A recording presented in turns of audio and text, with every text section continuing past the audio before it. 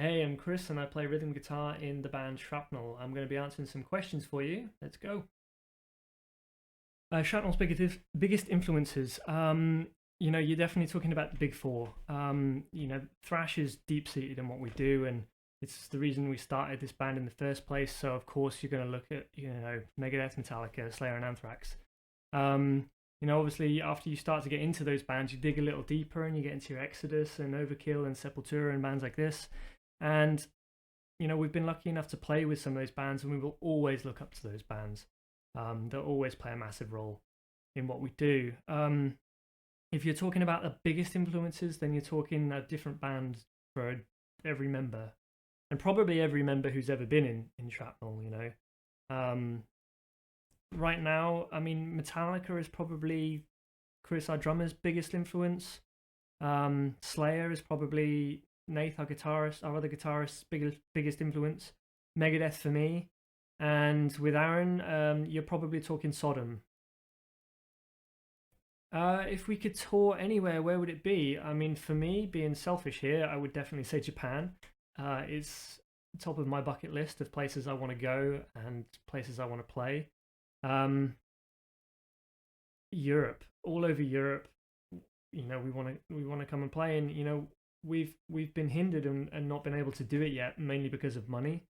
And now that's not an issue. Of course, there's a global pandemic and Brexit to deal with. Uh, so yeah, that's thrown a spanner in the works. So, but as soon as we can, then we're going to come to Europe, and then hopefully onwards to USA, Japan, hopefully Southeast Asia and places like that as well. So anywhere, we'll be there. If we could open for any band, I mean, again, if you ask every member this question, they're probably going to come up with a different answer.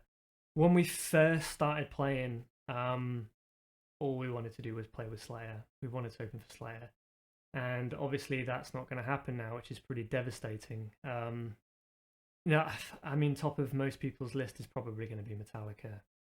It would be amazing to open for Metallica. They were such a big part of why we're a band in the first place, and obviously playing shows of that size would just be incredible. So yeah, Metallica. I'm gonna say Metallica. Large venues or small venues? Difficult question to answer. I mean, the biggest shows we've ever played have been some of the most memorable for us. We loved playing Bloodstock and House of Metal in Sweden, and some of the other festivals we played have been incredible. But we've also had some of our favorite shows in small clubs. London Underworld is like a second home to us now. So um, I think as long as the crowd are into it and you can feed off that energy, then you're going to have a good show. So I don't think it matters to us really. Um, we'd like to play some bigger shows, um, but we love playing the small club shows too. So it doesn't matter as long as the fans are into it and we're having a good night. Then it's good. What inspired the name Shrapnel? Too many beers one night.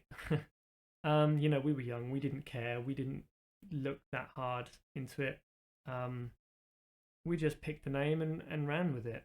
And it wasn't until we got a bit bigger and really looked into it that we realised that actually there's a bunch of shrapnels, and some of them made a bit of a name for themselves in the 70s and 80s. But come on, shrapnel, fast ripping shredding metal. None of those bands do it like we do. So we're gonna own it. We are shrapnel. What do we do when we're not recording and touring? Looking after our responsibilities for the most part, as dull as that sounds.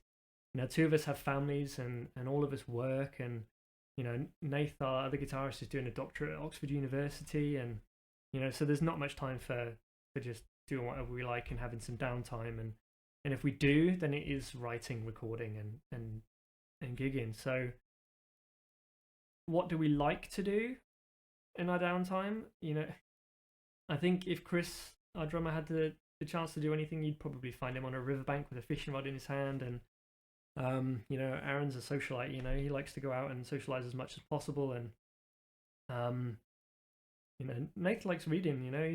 He's studying his doctorate for a reason, and he's well into that right now. So if he's not playing with his kids, he's reading. And I'm starting to get into a bit of photography. And apart from that, I'm playing guitar and playing with my kids. So Um, yeah, we don't get any downtime though. Plans for 2021. Right now, everything is so up in the air, and COVID-19 is ruining everybody's life right now. So, do we have plans in place right now? No. Are we making some? Yes. We released Palace for the Insane um, in May, and the reaction has been incredible. So we're looking to get out and tour it as soon as possible. In 2021, I would hope that we fill that year with shows. We're coming for you. So, um, it's an album that's kicking people's ass. So, yeah, we're gonna come and do it live. What legacy do we want to leave? Like I said before, when we first started out, all we wanted to do was play with Slayer, and that was as far as the vision went. You know, we just wanted to play with Slayer. As we got a bit more successful and got a bit bigger, then yeah, we wanted to be the best band from this area of the UK, from Norwich, Norfolk, and um, I don't think there's a band here that can compete with us now. Um, so the next step, I guess, would be to become the biggest, best band from the UK on the current scene. And with the new album we have right now, I think we can stake a claim to that. We can start to take a claim to that. So yeah, I mean, we're coming for you. The next album is already underway, and the legacy is going to be that we are going to be one of the biggest, best bands from the UK and beyond.